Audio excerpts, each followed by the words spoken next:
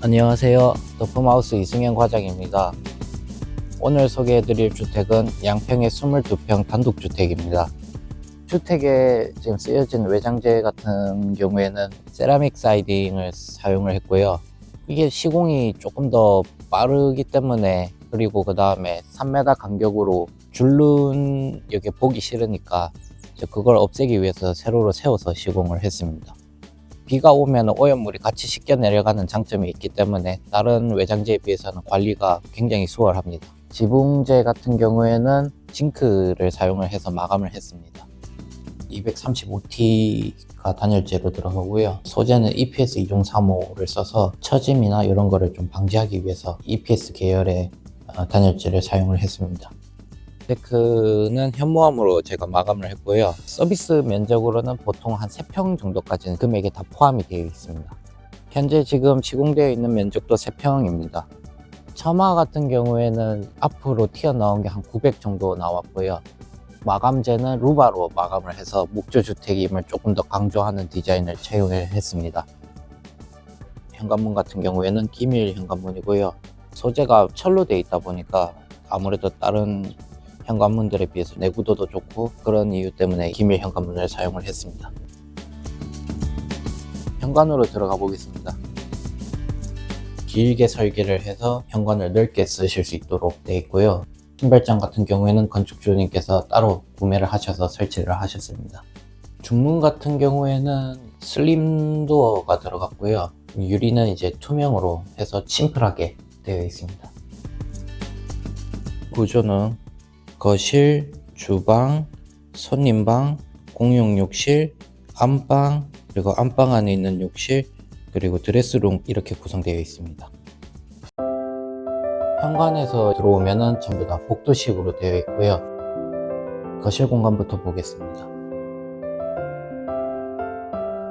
천장 높이 같은 경우에는 2700 정도로 구성되어 있고요.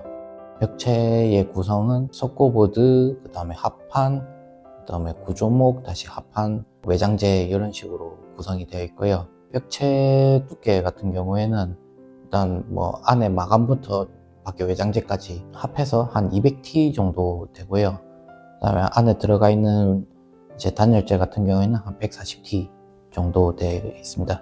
좀 더 이제 중부 2지역의 기준에 맞춰서 전부 다 설계가 되어 있고요. 만약 혹시 중부 1지역에 집을 지어야 되는 경우에는 거기에 맞게끔 또 이제 구조체가 조금씩 더 늘어나는 형태로 저희가 설계를 하고 있습니다. 창호 같은 경우에는 이중창을 사용을 했고요. 넓게 설계를 해서 밖에를 보시는데 좀 불편함이 없도록 이렇게 설계를 했습니다. 그리고 여기 픽스창 작은 거를 하나 더 넣어서 이제 채광을 받는데도 유리하게끔 설계를 했습니다. 바닥 방통 두께 같은 경우에는 한 60T 정도 되고요. 다른 데에 비해서 한 10mm 정도 두껍게 치다 보니까 아마 바닥에 열기가 올라오는데 조금 더 시간이 걸리는데, 대신에 열이 식는 데까지도 그만큼 시간이 오래 걸린다는 장점이 있고요. 그 다음에 마감 같은 경우에는 돌마루를 사용을 해서 콘크리트랑 비슷하게 열이 오를 때는 천천히 오르지만 식는 것도 천천히 식는 추결 효과를 갖다가 기대를 하고 이제 돌마루를 같이 시공을 했습니다. 한쪽 벽면에는 타일로 마감을 해서 포인트를 이렇게 줬습니다. 다음은 주방 공간으로 가보겠습니다. 주방창도 넓게 그리고 크게 시공을 해서 설거지를 하면서 밖에를 좀 자세히 볼 수 있도록 이렇게 설계가 되어 있고요. 타일도 300에 600짜리 타일로 마감을 해서 깔끔한 느낌이 들 수 있게끔 그렇게 시공을 했습니다. 싱크대랑 상부장 화이트 톤으로 깔끔하게 되어 있는데, 건축주분께서 또 직접 이렇게 디자인을 다 고르셔가지고 설치를 하셨습니다. 주방 옆쪽에 터닝도 하나를 설치를 해서 저 바깥으로 좀 쉽게 나갈 수 있게끔 설계를 했습니다. 생각보다 바도 두껍고 그 다음에 유리도 두꺼운 게 들어가서 되게 굉장히 무겁습니다. 손님 방으로 한번 가보겠습니다. 2평 반 정도 되고요. 손님이 오셨을 때 손님들이 묵고 가실 수 있게끔 마련한 방이 되겠습니다. 남향이기 때문에 또 이 채광을 또 포기할 수 없어서 또 창을 크게 뚫어서 이렇게 좀 채광을 많이 받을 수 있도록 이렇게 설계를 했습니다. 공용 욕실로 가보겠습니다. 세면 공간하고 샤워 공간을 따로 분리를 해서 단차를 줘서 물이 넘어가는 거를 차단을 했고요. 거기에 이제 파티션까지 더해서 물이 이제 세면 공간으로 넘어가는 거를 많이 차단할 수 있게끔 이렇게 설치가 되어 있습니다. 거울장은 심플하게 되어 있는 디자인을 선택을 했고요. 젠다이 같은 경우에도 두께감 있는 화이트로 시공을 해서 심플하게 보일 수 있게끔 했습니다. 안방으로 가보겠습니다. 포켓도어를 열고 오른쪽에 들어오시면은 바로 드레스룸이 있고요.